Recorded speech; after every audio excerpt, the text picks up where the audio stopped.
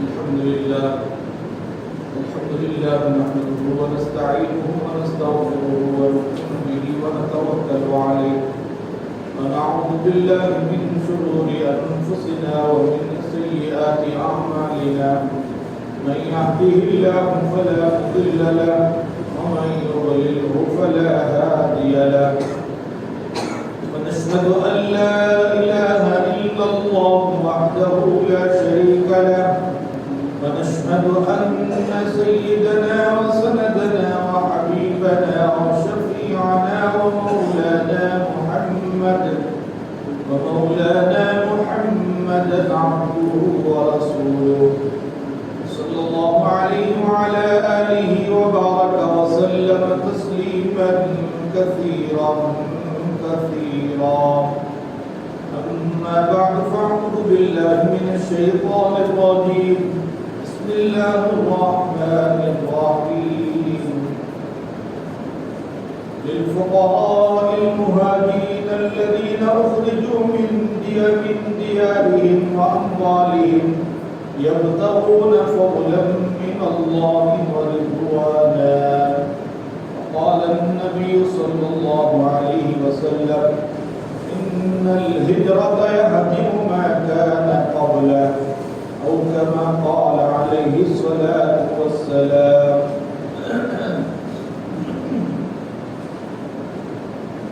معزز سامعین عزیز دوستوں بزرگوں بھائیوں،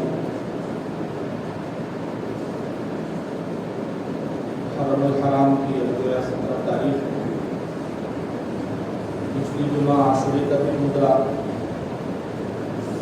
عاشورے کی فضیلت سے متعلق گزشتہ جمعہ ساری تفصیلات آپ کے سامنے لائی گئی۔ اللہ کا فضل ہوا کہ اللہ تعالیٰ نے بہت سے لوگوں کو بتائے ہوئے طریقے کے مطابق عاشورے کا دن گزارنے کے اللہ نے توفیق دی، اور اسی سنت کے مطابق بہت سے لوگوں نے الحمدللہ عاشورے کا دن گزارا۔ محرم الحرام کا جیسا کہ بتایا گیا کہ یہ اسلامی مہینوں کے اعتبار سے پہلا مہینہ ہے۔ محرم کا مہینہ جیسے ہی آتا ہے، ہمارا گزشتہ سال ختم ہو کر اگلا سال شروع ہوتا ہے۔ ہم مسلمانوں کو اسلامی تاریخ عام طور پر لوگوں کو معلوم نہیں، ہم اور آپ عیسوی تاریخ کے پابند، بڑے بھی چھوٹے بھی، مرد بھی عورتیں بھی، دیندار بھی، سب لوگ عام طور پر آپ پوچھئے تاریخ آج کون سی ہے، بتائیں گے انگریزی تاریخ، دن بتائیں گے انگریزی، اردو تاریخ عام طور پر لوگوں کے علم میں نہیں ہوتی۔ اور وہ جو ہجری 1444 1442 1441 جو لکھتے ہیں، اس کے پیچھے اس کا پس منظر کیا ہے؟ 2021 یا 20 اس عیسوی کا پس منظر پوچھو، بتائیں گے کہ عیسوی تاریخ ہے حضرت عیسیٰ کی پیدائش سے رویا کے سال کی ابتدا ہوئی، وہیں سے تاریخ چلی آ رہی ہے۔ لیکن اردو تاریخ کے اعتبار سے تاریخ کا علم ہوتا ہے، مہینے کا بھی علم ہوتا ہے، لیکن یہ 1441 یا 42 یا 43 شروع ہوا ہے۔ اس کے پیچھے کیا اس کا پس منظر ہے؟ یہ کب سے تاریخ کی ابتدا ہوئی؟ اس کا تاریخ کا کیا واقعہ ہوا جس کی وجہ سے وہاں سے تاریخ شروع ہوئی؟ عام طور پر لوگوں کے علم میں نہیں ہوتا۔ یہ بھی مسلمانوں کو بہت ضروری ہے کہ اس کو جانیں، معلوم رکھیں۔ لوگ کبھی کسی کو پوچھ لیں، بہت سے لوگ شرمندہ ہوتے ہیں۔ یہ اسلامی تاریخ خود ہم مسلمانوں کو معلوم نہیں تو اور لوگ کو کیا جانیں؟ اس لیے ہمیں معلوم کرنا ہے۔ مولانا شاہ الحق تھانوی رحمۃ اللہ علیہ بہت بڑے اللہ والے لوگ ہیں، حضرت نے خصوصیت کے ساتھ مسلمانوں سے اپیل کی، بتایا کہ محرم الحرام کا مہینہ جیسے ہی شروع ہوتا ہے، یہ خود مہینہ مسلمانوں کو بتاتا ہے کہ مسلمانوں اپنے نبی کے، اپنے صحابہ کے، اپنے تابعین کے، اپنے اولیاء اللہ کے تاریخ کو یاد کرو، ان کی زندگیوں کو یاد رکھو، ان کی قربانیوں کو یاد کرو، اور اللہ سے دعا کرو کہ یا اللہ ان اللہ والوں نے، ان نبیوں نے، ان صحابہ نے، ان تابعین نے جس نقش قدم پر چل کر کامیابی حاصل کی ہے، اس تاریخ کو یاد بھی کرنا ہے اور ان کی پیروی کرنے کی حتی الامکان ہر مسلمان کوشش کرنی۔ بہت سی چیزیں صحابہ کی ایسی ہیں کہ لوگ اگر ان واقعات کو بیان کرتے ہیں تو لوگ پوچھتے ہیں کہ وہ کیا انسان تھے یا فرشتے تھے؟ وہ بھی عام انسانوں کی طرح ایک انسان ہے، وہ انہیں بھی بھوک لگتی تھی، پیاس لگتی تھی، ان کے بھی شادی بیاہ ہوئے ہیں، بیوی بچے ہوئے ہیں، ان کی بھی کھیتی باڑی تھی، سب کچھ تھا، لیکن ان کے واقعات بعض ایسے آتے ہیں کہ انسان دنگ رہ جاتا ہے کہ یہ بھی کوئی انسان والا کام ہے، اتنی ساری قربانیاں، اتنے سارے مشقت۔ بہت سے مسلمانوں سے ہم نے سنا کہ یہ کوئی انسان نہیں تھے، شاید فرشتے اور جن ہوں گے۔ تو مولانا احتشام اللہ خان رحمۃ اللہ علیہ خصوصیت کے ساتھ محرم الحرام کا مہینہ جیسے ہی شروع ہوتا تو حضرت خاص طور پر لوگوں کو اپیل بھی کرتے اور بتاتے کہ محرم کا مہینہ شروع ہوتے ہی خود محرم کا مہینہ لوگوں کو اپیل کرتا ہے کہ اپنے اللہ والوں کی، اپنے نبیوں کی، اپنے صحابہ کی، اپنے تابعین کی تاریخ کو یاد نہیں ہے تو یاد کرو، اس کو دہراؤ، اس کا بار بار تذکرہ کرو۔ اور یہ سچی تاریخ ہے، من گھڑت تاریخیں نہیں ہیں، من گھڑت واقعات نہیں ہیں، من گھڑت چیزیں نہیں ہیں، یہ جو ہوئی ہیں واقعی ہوئی ہیں اور ان کے ہونے میں کوئی تردد نہیں۔ تاریخ کی کتابوں میں اور احادیث میں پوری تفصیل کے ساتھ ان واقعات کو بیان کیا گیا، اس میں کسی کو کوئی شک نہیں ہے۔ تو یہ تاریخی واقعات مسلمانوں کو یاد رکھنا ہے، ان کی پیروی کرنے کی حتی الامکان کوشش کرنی ہے۔ اور یہ جو 1444 یا 42 یا 43 جو شروع ہوا ہے، یہ ہجری تاریخ کی یہاں سے ابتدا ہوئی۔ گزشتہ جمعہ میں نے بتایا کہ اللہ تعالیٰ نے جب آسمان زمین بنائے اسی وقت 12 مہینے بنا دیے۔ 12 مہینوں کی گنتی کا جو حساب ہے وہ سال کے 12 مہینے شروع دن سے آسمان و زمین کی پیدائش سے چلے آ رہے ہیں، لیکن سال کی جو تاریخ ہے وہ سال کی تاریخ متعین نہیں تھی۔ چاند کی بتاتے تھے کہ آج 5 تاریخ ہے، جمادی الاولیٰ کا مہینہ چل رہا ہے، کون سی ہجری کون سا سال چل رہا ہے پتہ نہیں ہوتا۔ اللہ کے نبی کے زمانے میں بھی ایسے ہی چلا، حضرت صدیق اکبر رضی اللہ تعالیٰ کے زمانے میں ایسے ہی چلا۔ جب حضرت عمر رضی اللہ تعالیٰ خلیفہ بنائے گئے، اللہ نے ان کے زمانے خلافت میں الحمدللہ کئی مربع میل اللہ تعالیٰ نے حضرت عمر رضی اللہ تعالیٰ کے ماتحت میں لانا شروع کر دیا۔ تو کئی جنگیں ہوتی، کئی اہم چیزیں ہوتی۔ تو علامہ ابن سیرین اور علامہ شامی رحمۃ اللہ علیہ پوری تفصیل سے اس واقعے کو بیان فرمایا کہ حضرت ابو موسیٰ اشعری رضی اللہ تعالیٰ سن 17 ہجری میں، سن 17 ہجری ہجرت سے 17 سال بعد حضرت عمر رضی اللہ تعالیٰ کی خلافت کے زمانے میں حضرت ابو موسیٰ اشعری رضی اللہ تعالیٰ نامی ہے، حضرت بتاتے ہیں کہ حضرت ابو موسیٰ اشعری رضی اللہ تعالیٰ خلیفۃ المؤمنین حضرت عمر رضی اللہ تعالیٰ کو یہ خطرہ وعدہ کیا۔ اس میں حضرت امیر المؤمنین حضرت عمر رضی اللہ تعالیٰ سے درخواست کی کہ امیر المؤمنین آپ جو خطوط روانہ کرتے ہیں وہ بڑے اہم دستاویزات ہوتے تھے، بڑی ڈاکیومنٹس ہوتی تھی، ملکوں کی ڈاکیومنٹس ہوتی تھی۔ آپ جو روانہ کرتے ہیں اس وقت سفر کا ایسا معمول نہیں تھا، اس سیکنڈوں میں آدمی گھنٹوں کا سفر منٹوں میں ہو رہا ہے، دنوں کا سفر گھنٹوں میں ہو رہا ہے، ایسا نہیں تھا۔ گدے پر خچر پر سوار ہو کر جاتے تھے، کئی دن لگ جاتے۔ تو امیر المؤمنین مدینہ منورہ میں ہے اور جنگیں ہو رہی ہیں بارڈرز میں، تو امیر المؤمنین کچھ خطوط اہم دستاویزات وہاں کے کمانڈرز کو بھیجنا چاہتے تو خط روانہ کرتے۔ تو حضرت ابو موسیٰ اشعری رضی اللہ تعالیٰ کے پاس بھی کئی خطوط آئے، تو ان خطوط میں بڑی الجھن پیدا ہو گئی کہ یہ خط امیر المؤمنین کا پہلے آیا یا بعد میں آیا۔ کبھی ہوتا ہے کہ دوسرا خط جو بعد میں روانہ کیا گیا سب سے پہلے پہنچ جاتا ہے، پہلا خط جو روانہ ہوا تھا پہنچنے میں تاخیر ہو کر 2 दिन 3 दिन के बाद पहुंचता था। तो अब हजरत अबू मूसा अशअरी रज़ी अल्लाह तआला परेशान हुए कि ये जो खुतूत आ रहे हैं इसमें तारीख तो है कि फुला तारीख में फुला महीने में अमीरुल मोमिनीन रवाना किए हैं, लेकिन ये कौन से सन में रवाना किए हैं, सन की कोई तायीन नहीं है, जिसकी वजह से कई उलझने हो रही है।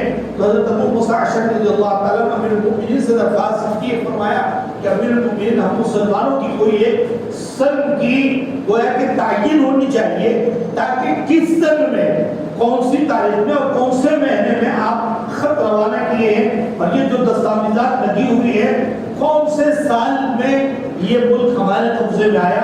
साल का कोई ताय्युन नहीं है, जिसकी वजह से उलझने हो रही। और अभी कोई प्रॉपर्टी आप खरीद रहे हैं तो प्रॉपर्टी में साल ही का मेन उसमें तारीख जो होती है, तारीख भी होती है, महीना भी होता है, और किस सन में लिए, 2021 में लिए, 2020 में लिए, 2019 में लिए, इसकी कोई तारीख नहीं होती थी, जिसकी वजह से उलझने होती थी। तो हजरत अबू मूसा अशअरी रज़ियल्लाहु ताला ने दरख्वास्त की कि अमीरुल मोमिनीन ये ईस्वी तारीख को मुसलमान इस्तेमाल नहीं करते थे। उस वक्त जो इस्तेमाल करते हैं आमतौर पर आमुल फिल को इस्तेमाल करते हैं। आमुल फिल हाथियों का जो लश्कर काबतुल्लाह को उठाने के लिए आया था, अल्लाह ताला ने अपनी मदद से उन हाथियों को हलाक किया, उस लश्कर को हलाक कर कर काबतुल्लाह की जो अल्लाह ताला ने हिफाजत की। आमुल फिल उसको कहा जाता है। उसको आमतौर पर लोग साल का हिसाब लगाकर तारीख को याद रखते थे। ईस्वी तारीख कोई मुसलमान इस्तेमाल नहीं करता। तो मुसलमानों की कोई एक हिजरी की तायीन होनी है, इससे मुसलमानों को आसानी होगी। हज़रत अबू मूसा अशअरी रज़ियल्लाहु ताला के मशवरा देने पर अमीरुल मोमिनीन को भी इसका एहसास हुआ कि यकीनन मुसलमानों की कोई ईस्वी तारीख मुतय्यन होनी है। तो अमीरुल मोमिनीन ने उस वक्त मदीनतुल मुनव्वरा में जितने बड़े बड़े सहाबा, कोई काम अमीरुल मोमिनीन अपने तौर पर जारी नहीं करते थे, सारा काम मशवरे से करते। और मशवरे में करने में अल्लाह ताला ने खैर रखा है। अमीरुल मोमिनीन है, बैठे बैठे खड़े खड़े कोई हुक्म जारी कर सकते थे, लेकिन अल्लाह के नबी के उस तर्ज को इख्तियार किया कि अल्लाह के नबी भी नबी होने के बावजूद, अल्लाह के अहकामात वही के जरिए से उतरने के बावजूद कई अहम चीजों को आपस के सहाबा के मशवरे से तय करते। हज़रत सिद्दीक़ अकबर का भी यही मामूल था। तो हज़रत अमीरुल मोमिनीन हज़रत उमर रज़ियल्लाहु ताला ने इस सिलसिले में मशवरे के लिए बड़े बड़े सहाबा को जमा करवाया और बताया कि मुसलमानों की हिजरी की कोई तायीन होनी चाहिए। ऐसे ऐसे मामलात आ रहे हैं जिसकी वजह से मुसलमानों की उलझन है। तो बड़े बड़े अजल्ले सहाबा जमा हुए, सबसे मशवरा हुआ और अब तायीन करनी है तो किस सन से इब्तिदा करना है। मुख्तलिफ राय आई। अल्लाह के नबी के ज़माने के 4 चीज़ों को मद्देनजर रखा गया। ये बहुत अहम चीज़ है। अल्लाह के नबी के ज़माने की जो अहम चीज़ें हैं उनमें 4 अहम चीज़ें। ये अल्लाह के नबी की विलादत, दूसरी अल्लाह के नबी की नबूवत। नबूवत तो मिली, विलादत से ही अल्लाह के नबी को नबूवत नहीं मिली। 40 साल के अरसे के बाद नबूवत का सिलसिला शुरू हुआ, उस नबूवत को सामने रखा गया। और तीसरी चीज़ हिजरत, मक्का मुकर्रमा से छोड़कर मदीना मुनव्वरा अल्लाह के नबी हिजरत कर गए, ये तो बहुत अहम वाक़या है, इसको सामने रखा गया। और चौथी चीज़ वफात। ये 4 पहलुओं पर आपस में मशवरा हुआ। कुछ सहाबा ने मशवरा दिया मुसलमानों की हिजरत की इब्तिदा अल्लाह के नबी की विलादत बासआदत से शुरू की जाए। अमीरुल मोमिनीन बैठे हैं, सहाबा की राय पूछने पर कुछ सहाबा ने ये राय दी कि अल्लाह के नबी की विलादत से मुसलमानों की हिजरत की इब्तिदा करें। तो अमीरुल मोमिनीन ने मना फरमाया, बताया कि ये मुनासिब नहीं है। क्यों? वजह बताया कि ईस्वी जो तारीख की इब्तिदा हुई, ईसाई लोग, नसारा लोग जो ईस्वी साल की इब्तिदा किए वो हज़रत ईसा की पैदाइश से किए। अगर मुसलमानों की तारीख की इब्तिदा भी अल्लाह के नबी की विलादत से शुरू करे तो दोनों में मुशाबहत हो जाएगी।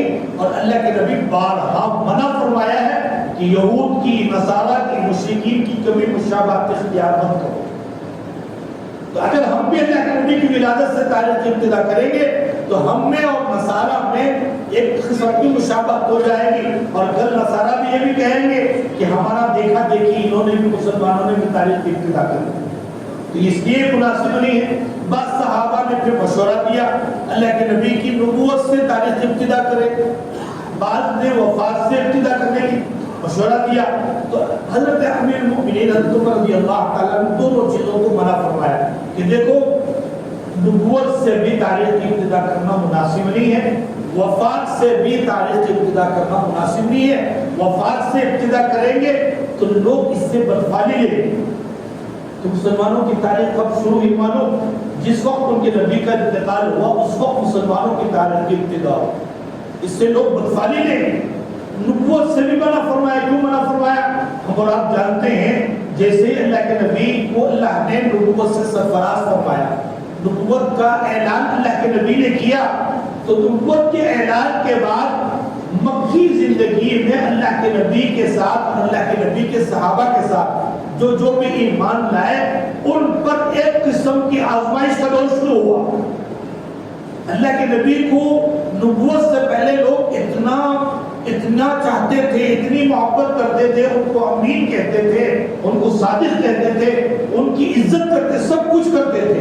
لیکن جیسے ہی نبوت کا اعلان اللہ کے نبی نے شروع کیا تو اب جتنے ہمارے اپنے تھے سب مخالف بن گئے، خود اپنے رشتہ دار مخالف بن گئے، سب اللہ کے نبی کو اب جو بھی ایمان میں داخل ہوتا اور آپ تاریخ دیکھیں گے مکی زندگی 13 سالہ زندگی ایسی کٹھن گزری ہے کہ وہ تاریخ پڑھنے پر ہی معلوم ہوگا کہ صحابہ نے کیا کیا تکلیفیں برداشت کی، خود اللہ کے نبی بھی ان پر بھی کئی حالات آئے۔ تو حضرت عمر رضی اللہ تعالیٰ نے اس کو منع فرمایا کہ اللہ کے نبی نبوت کا اعلان کرتے ہی گویا کہ آزمائشوں کا سلسلہ اللہ نے شروع کیا۔ 13 سال مسلسل اللہ کے نبی پر اور صحابہ پر مسلسل آزمائشوں کا دور رہا۔ تو اگر اس سے تاریخ کے لوگوں کی مسلمانوں کی تاریخ کی ابتدا کریں گے تو اس سے بھی لوگ بدفالی لیں گے۔ کیا لیں گے کہ مسلمانوں کی تاریخ کب شروع ہوئی معلوم؟ نبوت ملنے کے بعد ان کے نبی پر ان کے صحابہ پر آزمائشیں آئیں، تکلیفیں آئیں، اس وقت مسلمانوں کی تاریخ کی ابتدا ہوئی۔ اور یہ آزمائشوں کو لے کر لوگ اس سے بدفالی لیں گے۔ حضرت عمر رضی اللہ عنہ بڑے دور رس تھے، بڑے سمجھدار تھے، صحابہ کے اس مشورے سے منع فرمایا کہ دیکھو نبوت سے بھی مسلمانوں کی تاریخ ابتدا نہیں کر سکتے، نبوت سے بھی نہیں کر سکتے، ولادت سے بھی نہیں کر سکتے، وفات سے بھی نہیں کر سکتے۔ ان 4 اہم پہلوؤں میں جو ہجرت کا جو پہلو ہے بڑا اہم پہلو ہے، ہجرت ہی سے اللہ تعالیٰ نے حق اور باطل کو ممتاز کر کر پورے عالم اسلام میں اجاگر کیا۔ ہجرت ہی کی بدولت اللہ تعالیٰ نے اللہ کے نبی کو دوبارہ مکہ المکرمہ اللہ کے نبی کے سپرد کیا۔ ہجرت ہی کے نتیجے میں اللہ تعالیٰ نے اسلام کو بلند کیا، کفر اور باطل کو اللہ نے مٹایا۔ حق اور باطل میں فرق کرنے والی اگر کوئی تاریخ ہے تو وہ ہجرت والی تاریخ ہے۔ تو حضرت امیر المؤمنین نے بتایا کہ ان 3 چیزوں سے ابتدا نہیں کر سکتے، البتہ ہجرت سے اللہ تعالیٰ نے یہاں سے اسلام کو شوکت عطا فرمائی، اسلام کو سربلندی عطا فرمائی، مسلمانوں کو اللہ تعالیٰ نے غلبہ عطا فرمایا۔ اس سے مسلمانوں کی تاریخ کی ابتدا کریں گے تو اس سے ایک نیک فالی ہوگی اور مسلمانوں کے انشاءاللہ اللہ تعالیٰ کام اچھے بنائے۔ تو یہ گویا کہ تاریخ جو ہم لکھتے ہیں 1443 جو لکھ رہے ہیں، 1443 جو لکھ رہے ہیں ہجری تاریخ کے ساتھ جو ہم لکھتے ہیں، وہ یہ تاریخ بتا رہی ہے کہ آج سے 1443 سال پہلے اللہ کے نبی مکہ المکرمہ چھوڑ کر مدینہ منورہ روانہ ہوئے۔ تو وہ تاریخ یاد کر رہی ہے 42 سے 43 آ رہے ہیں تو 1443 سال گزر گئے۔ کون سے واقعے کو؟ اللہ کے نبی کے ہجرت کے واقعے۔ یہ مسلمانوں کو یاد رکھنا ہے 1443 کیوں لکھ رہے ہیں، کیا وجہ ہے، اس کے پیچھے کیا پس منظر ہے، عام مسلمانوں کو یاد نہیں ہوتا۔ تو مسلمان عام طور پر اس سے ان کو یاد رکھنا ہے کہ دیکھو یہ مسلمانوں کی ہجری کی تاریخ ہے، یہ تاریخ آنے پر مسلمانوں کو اپنے نبی کی ہجرت کا واقعہ یاد آتا ہے، صحابہ کی ہجرت کا واقعہ یاد آتا ہے۔ یہ اللہ کے نبی جو مکہ المکرمہ چھوڑ کر ہجرت کر گئے، اس تاریخ کو 1443 گزر گئے ہیں، اس تاریخ کو یہ تاریخ بتا رہے ہیں۔ تو یہ علم یہ تو ہونا چاہیے۔ اور دوسرا ہجرت والا واقعہ یاد کرنا چاہیے۔ یہ ہجرت جو ہے یہ معمولی چیز نہیں ہے، اس لیے اللہ کے نبی بتایا الہجرۃ یہدم ما کان قبلہ، جو بھی اس وقت صحابہ آزمائش کے دور سے گزر رہے تھے، اللہ کے نبی نے حکم کیا اپنے دین اسلام کے خاطر، اپنے ایمان کے حفاظت کے خاطر، اگر کوئی آدمی مکہ چھوڑ کر کہیں اور جا رہا ہے، اللہ کے نبی نے خود صحابہ کو حکم دیا کہ اب مکے میں رہتے ہوئے اپنے ایمان کی حفاظت کرنا مشکل ہے، اس لیے اب مکہ چھوڑ کر آپ چاہیں تو حبشہ ہجرت کر جاؤ۔ حبشہ کی 2 مرتبہ مسلمانوں نے ہجرت کی، 2 مرتبہ کے بعد تیسری مرتبہ اللہ کے نبی نے خود مدینہ المنورہ کو ہجرت کرنے کا صحابہ کو مشورہ دیا، اور کچھ دنوں کے بعد اللہ کے نبی بھی اپنا وطن عزیز مکہ مکرمہ، جو اللہ کے نبی کو بے حد محبوب تھا، بہت ہی اللہ کے نبی کو وہاں سے لگاؤ کا محبت تھی، لیکن ان ظالموں کے ظلم سے اور ایمان کے خاطر اللہ کے نبی نے بھی اپنے محبوب وطن کو چھوڑ کر مدینہ منورہ ہجرت کر دی۔ حج کے موقع پر مدینے سے ایک وفد آیا، اللہ کے نبی سے درخواست کی، اللہ کے نبی آپ مکے میں رہ کر ان تکالیف کو برداشت کر رہے ہیں، آپ مدینہ منورہ ہمارے شہر آ جائیں، آپ کی ہم جان مال کی سب کی حفاظت کریں گے۔ تو بتایا گیا کہ جو وفد آ کر حج کو اللہ کے نبی سے درخواست کر کر گئے تھے، اسی وقت اللہ کے نبی کا ارادہ ہو گیا تھا، لیکن ہجرت شروع نہیں کی تھی، ہجرت کئی مہینوں کے بعد شروع ہوئی۔ روایتوں میں آتا ہے ربیع الاول کے مہینے میں اللہ کے نبی نے ہجرت کی، اور تاریخ کی کتابوں میں یہ تاریخ بھی لکھی ہے کہ اللہ کے نبی جب مدینہ منورہ داخل ہوئے 12 ربیع الاول کی تاریخ۔ اب مسلمانوں کے سوال یہ بھی ہوتا ہے اللہ کے نبی ربیع الاول کے مہینے میں ہجرت کی ہے اور 12 ربیع الاول کو گویا کہ مدینہ منورہ میں جلوہ افروز ہوئے، تو اب محرم سے سال کی ابتدا کیوں ہو رہی ہے، ربیع الاول کے مہینے سے سال کی ابتدا کیوں نہیں؟ لوگ سوال کرتے ہیں۔ تو مورخین نے اس واقعے کے تحت لکھا ہے کہ اللہ کے نبی اس ذی الحجہ کے مہینے ہی میں ہجرت کا ارادہ کر چکے تھے، محرم الحرام کے مہینے میں ہجرت کا ارادہ پورا ہو گیا تھا، لیکن مسائل اور کچھ اللہ کے نبی اللہ کی طرف سے ابھی اجازت نہیں ملی تھی، جس کی وجہ سے اللہ کے حکم کے انتظار میں تھے، لیکن ارادہ محرم الحرام کے مہینے ہی سے کر لیے تھے، اس لیے محرم الحرام کے مہینے ہی سے مسلمانوں کے سال کی جو ابتدا ہو رہی ہے محرم ہی سے شروع ہوئی۔ تو یہ گویا کہ نقطہ تو بتا دیا، بتاؤ کہ اللہ کے نبی بھی یہ بڑا مشکل موقع تھا، اس جو ہجرت کا واقعہ کتابوں میں لکھا گیا ہے، اللہ کے نبی بھی جو ہجرت کیے تو مکہ مکرمہ سے روانہ ہوتے ہوئے پہاڑوں کے ٹیلے پر کھڑے ہو کر جہاں تک کعبۃ اللہ نظر آتا تھا وہاں درمیان میں کھڑے ہو کر کعبۃ اللہ کی طرف رخ کرتے اور کعبۃ اللہ سے مخاطب ہو کر کہتے، اے کعبۃ اللہ، اے سرزمین مکہ، یہ زمین اللہ کو سب سے زیادہ محبوب ہے اور اللہ کی ساری زمینوں میں سب سے زیادہ معظم اور عظمت والی زمین ہے۔ اے مکہ شہر، اگر میرے لوگ مجھے یہاں سے نہ بھیجتے تو میں کہیں اور دنیا کی کسی اور جگہ میں سکونت اختیار نہ کرتا، میں یہی رہتا۔ اب جو میں مکہ چھوڑ کر جا رہا ہوں، میرے ساتھیوں کے ظلم کی وجہ سے مکہ چھوڑ کر جا رہا ہوں، ورنہ میں مکے سے جو محبت ہے، اپنا آبائی وطن ہے، اپنی ولادت کا وطن ہے، اپنا وطن چھوڑنا بڑی معمولی بات۔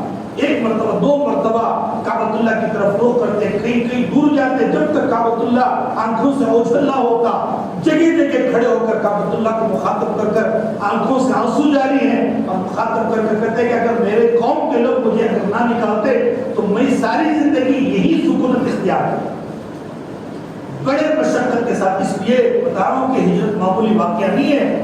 صحابہ کو بھی حکم دیا تو صحابہ نے بھی جو قربانیاں دی ہیں، حضرت مقداد رضی اللہ تعالیٰ ایک صحابی ہیں، وہ خود اپنی ہجرت کا واقعہ ہوتا ہے، میں اپنا ساتھی ہجرت کر کر جا رہے تھے، 450 کلومیٹر ہے مکہ مکرمہ سے مدینہ منورہ، 450 کلومیٹر دور ہے۔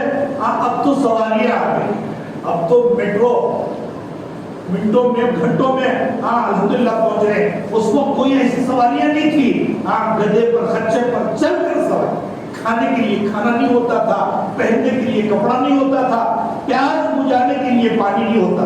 حضرت مقداد رضی اللہ عنہ بیان فرماتے فرماتے ہیں کہ جب میں اور میرا ساتھی ہجرت کر جا رہے تھے، نہ ہمارے پاس کھانا تھا نہ ہمارے پاس پانی تھا، ہم پورا 450 کلومیٹر کا جو سفر طے کیا ہے، راستے میں کیا کرتے تھے؟ بتایا کہ درختوں کے پتے چبا کر ہجرت کی۔ حضرت سمیہ رضی اللہ تعالیٰ، حضرت ام کلثوم، حضرت زینب رضی اللہ تعالیٰ عنہ، اللہ کے نبی کی چہیتی بیٹیاں ہیں۔ حضرت زینب رضی اللہ تعالیٰ کا واقعہ لکھا ہے کہ حضرت زینب رضی اللہ تعالیٰ کی ہجرت کا ارادہ کیے اور اونٹ پر سوار ہو کر روانہ ہوئی تو وہاں دشمنوں نے آ کر حضرت زینب کے اونٹ کی نکیل پکڑ لی۔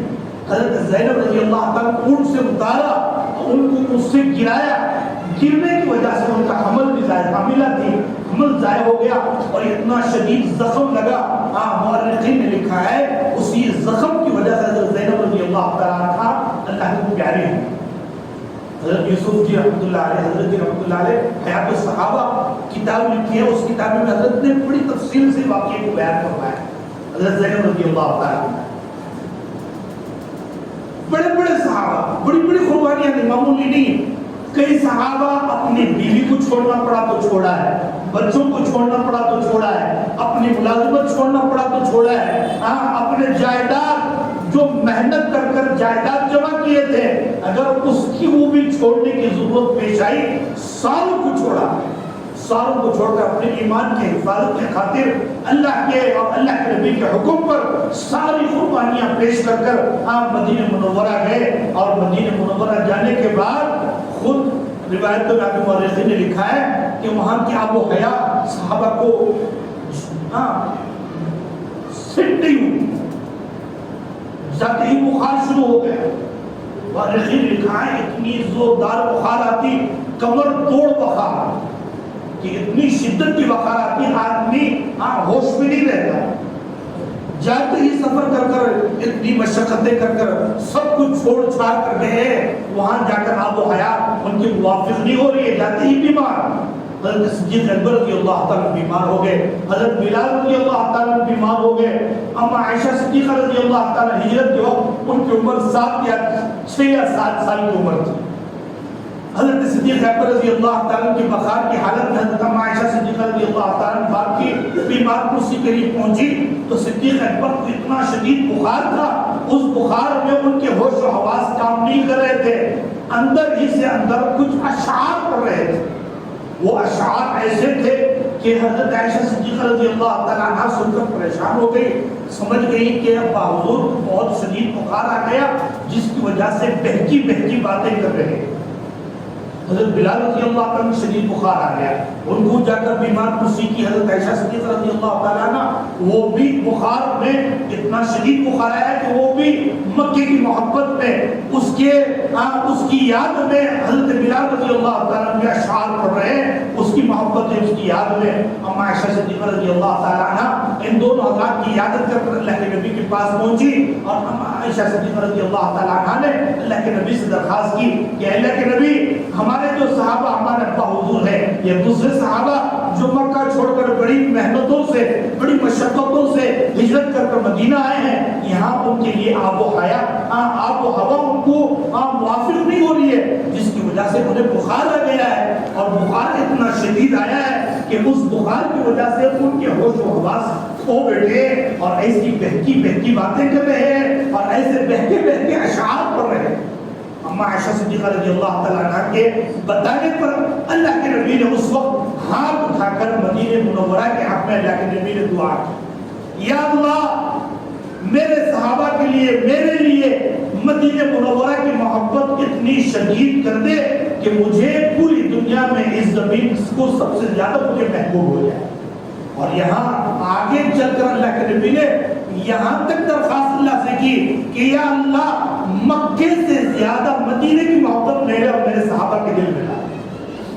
پھر اللہ کے نبی نے مدینے کے حق میں دعا کی، یا اللہ مدینے کے پیمانوں میں برکت عطا فرما، اس کے حساب میں برکت عطا فرما، اس کے جو ناپنے کے جو آلات ہیں ان آلات میں جو برکت عطا فرما، یا اللہ جو وبائی بیماری یہاں آ گئی ہے، یا اللہ اس بیماری کو ختم کر کر میرے صحابہ کو صحت و عافیت عطا فرما اور یہاں کی آب و ہوا کو میرے صحابہ کے موافق بنا دے، طبیعت کی موافق بنا دے۔ تو اللہ کے نبی کی وہ دعا کی برکت ہے اللہ نے اس وبائی بیماری کا خاتمہ کیا.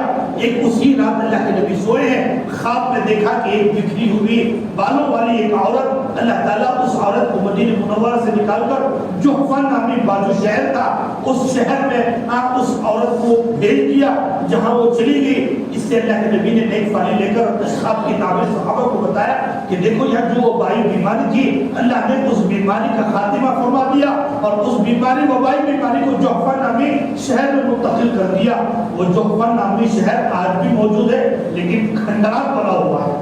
اس کے بالمقابل اللہ تعالیٰ نے مدینے کی آب و ہوا کو اتنا تر و تازہ بنا دیا, آب و ہوا میں بھی اللہ نے برکت رکھ دی, وہاں کی مٹی میں بھی اللہ نے شفا دی. وہاں کی مٹی بھی کوئی شفا کے طور پر استعمال کرتا ہے, اللہ اس کی مٹی میں بھی شفا ہے. آب و ہوا اتنا تر و تازہ بنا دیا کہ وہاں کا موسم ساری دنیا کے موسموں کو مقابلہ نہیں کر سکتا. اور اللہ کے نبی کی دعا کی برکت ہے کہ مدینے سے منورہ سے اس چھوٹے شہر سے وہ کھجوریں نکل کر ساری دنیا میں لوگ استعمال کر رہے ہیں. کبھی ان کھجوروں کی آج تک کمی محسوس نہیں ہوئی. کبھی محسوس ہوئی؟ کوئی حاجی آ کر کہتا ہے کہ آج میں مدینہ منورہ گیا تھا, عمرے کے لیے گیا تھا, حج کے لیے گیا تھا, آج وہ کھجور نہیں مل رہے ہیں. اتنی کوالٹی اتنی کوالٹی اتنی کوالٹی اتنی برکت پوری دنیا والے کھا رہے ہیں, آج تک کمی نہیں ہوئی. کب سے کھا رہے ہیں, کب سے کھا رہے ہیں, پوری دنیا کھا رہی ہے.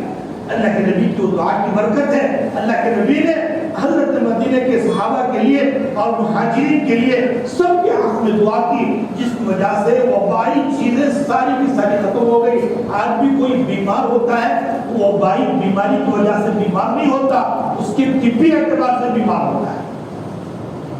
تو اب آب و ہوا بھی موافق ہوئی, یہاں سے ہجرت کر کر صحابہ گئے. وہاں انصاری جو صحابہ اللہ کے نبی سے جو درخواست کی تھی انہوں نے ان مہاجر صحابہ کا حتی الامکان ایسا ساتھ دیا تاریخ آج تک اس واقعے کو, ان واقعات کو نہ اس سے پہلے ہوئی نہ اس وقت ہوئی اور نہ قیامت تک ہو سکتی. اللہ کے نبی نے ایک مہاجر صحابہ اور ایک انصاری صحابہ کو آپس میں بھائی بھائی کر دیا. آپس میں بھائی بھائی کا اتنا احترام ہوا. ان انصاری صحابی نے مہاجری صحابہ سے کہا کہ دیکھو میری 2 بیویاں ہیں, تمہاری اگر بیوی آپ مکے میں چھوڑ کر آ گئے پریشان ہونے کی ضرورت نہیں. میری ان 2 بیویوں میں سے آپ کو جو پسند ہے بتا دو, آج بھی اسی طلاق دے دیتا ہوں. اے مہاجرین دوست, میرا بھائی, میری جائیداد اتنی ہے, میری جائیداد میں آج ہی میں آدھا کر رہا ہوں, آدھی جائیداد آپ کے نام کرتا ہوں, آدھی جائیداد میری. سب چیزوں میں آدھا آدھا کر کر ان انصار صحابہ نے بھی مہاجر صحابہ کی اتنی مدد کی, اتنی نصرت کی کہ ان کی نصرت کو اللہ نے اپنے کلام میں باقاعدہ جگہ دیا اور ان انصار صحابہ کی اللہ نے تعریف کی. سورہ حشر میں اللہ تعالیٰ نے بڑے اچھے انداز میں والذین تبوؤا الدار والایمان من قبلهم يحبون من هاجر اليهم ولا يجدون في صدورهم حاجة ويؤثرون على انفسهم ولو كان بهم خصاصة. خود بھوکے رہتے تھے اپنے مہاجر صحابہ کو کھلاتے, خود کپڑوں کا انتظام نہیں ہے, اپنے کو جتنی ضرورت ہے اتنا استعمال کر کر اپنے مہاجر صحابہ کو کپڑوں کا انتظام کیا. کاروبار کوئی چھوڑ کر دیتا ہے. کاروبار میں بھی بتایا کہ میرا کاروبار یہ ہے, آدھا کاروبار آپ کا, آدھا کاروبار میرا ہے. یہاں تک کہ بیویوں کو الگ کر دے, کوئی چھوڑ دیتا ہے بیوی. لیکن ان انصار صحابہ نے ایسی قربانیاں دی. کئی واقعات لکھے ہیں, واقعات بیان کرنے کا موقع نہیں ہے. خود اللہ نے ان انصار صحابہ کی تعریف فرمائی کہ ان انصار صحابہ نے ان آنے والے مہاجر صحابہ کی حتی الامکان نصرت کی, ان کی مدد کی. خود اپنے آپ کو بھوکا رکھا, انہیں کھلایا, خود ننگے رہے انہیں پہنایا, خود ضرورت مند ہونے کے باوجود اپنے مہاجر صحابہ کی نصرت کی, جس کی وجہ سے اللہ نے قرآن پاک میں تعریف کی, ان آیتوں کو اتارا اور اس وقت سے لے کر آج تک اور قیامت تک ان انصار صحابہ کی تعریف. کوئی قرآن پڑھتا ہے تو ان انصار صحابہ کی تعریف کو ہے کہ ان آیتوں کے ذریعے سے اللہ کر رہے ہیں, اور قیامت تک ان انصار صحابہ کی تعریف قیامت تک لوگوں کی زبان پر اللہ نے جاری کر دیا. قیامت تک آنے والے سارے انسان میرے انصار صحابہ کی تعریف بیان تو اب مؤرخین نے لکھا یہی ہے ہجرت و نصرت ہے کہ مہاجر لوگ اپنے جان و مال کی، اپنے جائیداد کی، اپنے بیوی بچوں کی، اپنے سب کچھ کس کے لیے چھوڑا بھی بتایا للفقراء المہاجرین الذین اخرجوا من دیارہم یبتغون فضلا من اللہ ورضوانا. بیوی بچوں کو بھی چھوڑا، جائیداد کو بھی چھوڑا، ملازمت کو بھی چھوڑا، دنیا کے خاطر نہیں چھوڑا. کس کے خاطر؟ دنیا کو انصار صحابہ وہ سب کچھ دے رہے، بھوک میں مل رہا ہے، اس لیے نہیں جا رہے. یبتغون فضلا من اللہ ورضوانا، بس اللہ اور اللہ کے رسول کو راضی کرنے کے لیے سب کچھ قربان کیا. جس کا بھی نذرانہ اللہ اور اللہ کے رسول نے پوچھا سب کچھ. حضرت صہیب رومی رضی اللہ تعالیٰ بڑے مالدار صحابی، روزانہ کئی ہزار کا جوڑا پہننے والے، اسلام میں جب داخل ہوئے 2 کمبل پہنتے تھے، کابل کے کانٹے لگاتے تھے. ہجرت کا موقع آیا، صہیب رومی رضی اللہ تعالیٰ کو پکڑ لی، بتایا کہ اگر تم جانا چاہتے ہو تو اپنا جو جائیداد رکھے ہیں وہ سارے کا سارا دے دو. حضرت صہیب رومی رضی اللہ ساری جائیداد کا پتہ بتا دیا کہ میری فلاں جائیداد فلاں ہے، مجھے بس اللہ کے لیے اللہ کے نبی کے پاس جانے دو، مدینہ منورہ جانے دو، وہاں جا کر میرے ایمان کی حفاظت ہو جائے گی. میرے ایمان سے بڑھ کر میری کوئی اور چیز مجھے محبوب نہیں ہے. تو یہی گویا کہ محرم الحرام کا مہینہ مسلمانوں کو یاد دلا رہا ہے. یہ ہجرت اور نصرت کی سے اللہ نے اسلام کو غلبہ عطا فرمایا. اس کے ذریعے سے اللہ تعالیٰ نے 4 عالم اسلام میں اللہ تعالیٰ نے اسلام کو بلند و بالا کیا. اللہ تعالیٰ نے عرب سے نکال کر اسلام کو ساری دنیا میں پھیلایا. اسی ہجرت اور نصرت کی برکت سے آج بھی اللہ تعالیٰ ہجرت لوگوں سے مانگ رہے ہیں، مگر ایسی مانگ اللہ کی طرف سے اب نہیں ہے. ہم مان رہے ہیں بھی اپنے جائیداد چھوڑ دو، اپنا وطن چھوڑ دو، اپنی ملازمت چھوڑ دو. کوئی آپ مانگ رہا ہے؟ اب تو بس اللہ چاہ رہے ہیں کہ ہجرت کے معنی چھوڑنے کے، چھوڑو کس چیز کو چھوڑو؟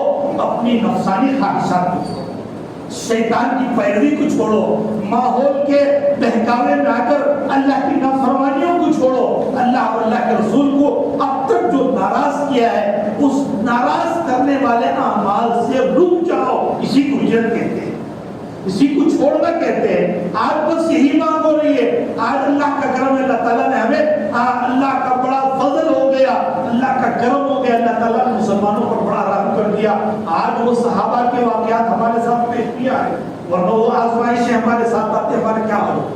ابھی 1 سال 2 سال پہلے پتہ نہیں ہے یہ قوانین آنے والے کتنے لوگ ہمارے بڑوں نے بہت علماء کو درخواست کی کہ مسلمانوں کو ایمان کی اہمیت بتاؤ، وہ فلاں قانون آنے والا ہے. کئی ہمارے مسلمان اپنے نام بدلنے کے لیے تیار ہو گئے. اللہ معاف، ابھی مانگے نہیں، ابھی قانون آیا نہیں، ابھی قانون نافذ نہیں ہوا، لوگ ڈر گئے. لوگ اپنی گاڑیوں پر ماشاءاللہ ھذا من فضل ربی، مسلمانوں کے گھروں پر بھی بابری مسجد کا واقعہ آیا شہادت کا، تب بھی مسلمان ڈر گئے تھے. ابھی NRC کیا کیا گیا؟ ابھی لوگ مسلمانوں کے ناموں کی گھروں کے ناموں سے نکالنا تاکہ پتہ نہ چلے کہ میں مسلمان. ہمارے مسلمان کتنے بہت ہو رہے. اللہ معاف فرمائے. اگر اللہ مانگتا ہم سے بھی ہمارے جائیداد، ہمارے مال، ہماری جانیں، اگر اللہ ہم سے مانگتا ہمارا ایمان کا کیا حال ہوتا. اللہ معاف فرمائے. تو ہمیں کبھی ڈرنے کی ضرورت نہیں. ایمان سب سے اہم چیز ہے، یاد رکھے. ایمان سے بڑھ کر دنیا کی کوئی اور دولت قیمتی نہیں ہو سکتی. ایمان اگر انسان کے پاس ہے، دنیا سے مر کر بھی چلا جائے گا، اللہ آخرت اس کی اچھی کر دیں گے. آخرت جو لامحدود ہے، اگر ایمان کے بغیر چلا گیا. یہاں ہوتا ہے بڑے بڑے اللہ والوں نے ابھی قریب میں بہت سے اللہ والے گزرے.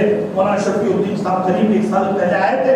حضرت نے درخواست بتایا کہ مسلمانوں کو ڈرنے کی، مایوس ہونے کی ضرورت نہیں. اب بھی اگر کوئی آدمی ڈر رہا ہے، ان کے کہنے پر ڈر کر اپنے ایمان کا سودا کر رہا ہے، یاد رکھو جو بھی ایمان کا سودا کر رہا ہے وہ اپنے دولت کے خاطر، اپنے عہدے کے خاطر، اپنے جان کے خاطر کر رہا ہے. یقیناً وہ اگر اپنا ایمان کا سودا کرے گا، ایمان کا سودا کرنے کے باوجود بھی نہ اس کی جان محفوظ رہے گی، نہ اس کی جائیداد محفوظ رہیں گے، نہ اس کا عہدہ محفوظ رہے گا. ہاں، ایمان کو ہاتھ سے نکال کر تمہاری دنیا بھی برباد ہوگی اور آخرت بھی برباد ہوگی. اس لیے ایمان کا سودا کسی قیمت میں نہ کرو. اگر ایمان کے بدلے میں میری جان مانگ رہے ہیں ایمان کے خاطر دے دو. اگر ہمارا مال مانگا جا رہا ہے مال دے دو. اگر ہماری عزت مانگی جا رہی ہے عزت دے دو. ایمان سے بڑھ کر کسی اور کا سودا نہیں ہو سکتا. تو ایمان اگر دے دو گے اپنی جان بچانے کے لیے, اپنے عہدے کو بچانے کے لیے, اپنے جائیداد کو بچانے کے لیے, یہ تمہیں بخشیں گے نہیں ہے. ہاں یہ تمہیں بخشنے والے نہیں ہیں. ہاں ایمان کا بس تم سودا کر دو بات فوراً ہی تمہیں مار دے. ساری چیزیں تمہاری نہ دنیا کے لیے نہ آخرت کے لیے. آخرت بھی تمہاری ایمان کا سودا کرنے کی وجہ سے برباد ہو. اسی ایمان کے خاطر اگر سودا نہیں کرو گے, ایمان کو محفوظ رکھ لو گے, جان چلی جائے 60 سال جینا تھا 70 سال جینا تھا, ان آزمائشوں سے بچ کر اللہ کے پاس چلے گئے. اب تو آرام سے سونا ہے جنت میں. جنت میں مزے لینا ہے. جنت کی وہ بہاریں, وہ خوشبوئیں, وہ جو لطف کے اللہ تعالیٰ نے اسباب جو جنت میں اللہ نے پیدا کی مسلمان کے لیے ایمان والے کے لیے پیدا کیے اور ہمیشہ کے لیے پیدا کیا ہے. وقتی طور پر 60 سالہ 70 سالہ نہیں, جیسا کہ کل ہی پڑھے تھے ہم جس میں کہ اب جنت میں پہنچنے کے بعد جنتیوں کو ایک فرشتہ آ کر اعلان کر دے گا, اے جنتیوں اب اس کے بعد آپ کو کبھی پریشانی نہیں آئے, اس کے بعد آپ کبھی بیمار نہیں ہوں گے, اس کے بعد آپ کبھی مریں گے نہیں. اب ہمیشہ کی لذتیں ہیں, کبھی بیمار نہیں, کبھی موت نہیں, کبھی پریشانی نہیں, کبھی کوئی چیز نہیں ہے. اب ہمیشہ کے لیے خوش ہی خوش ہو. تو یہ کب ملے گی جنت؟ جب ایمان کو حفاظت سے لے کر جائیں گے, ایمان کا سودا کرنے کی نہیں ہوگی. تو یہ تمام چیزیں ہم مد نظر رکھ کر اللہ ہجرت سے بس ہمارے ایمان کی اور ان برے چیزوں کی اور ان برے عادات کی اور اللہ کے رسول کی نافرمانیوں کو چھوڑنے کا اب تاریخ میں ہر علماء نے حکم دیا کہ اب تو جائیداد یہ کچھ نہیں مانگا جا رہا ہے. بس تم اللہ کی نافرمانیوں کو, اپنی نفسانی خواہشات کو اور شیطان کی پیروی کو چھوڑ کر اللہ کی اطاعت کی طرف, اللہ کے رسول کی اطاعت کی طرف آ جاؤ. یہی ہجرت ہے. اور ہجرت سے کیا ملے گا؟ ہجرت یعنی ما کان قبل.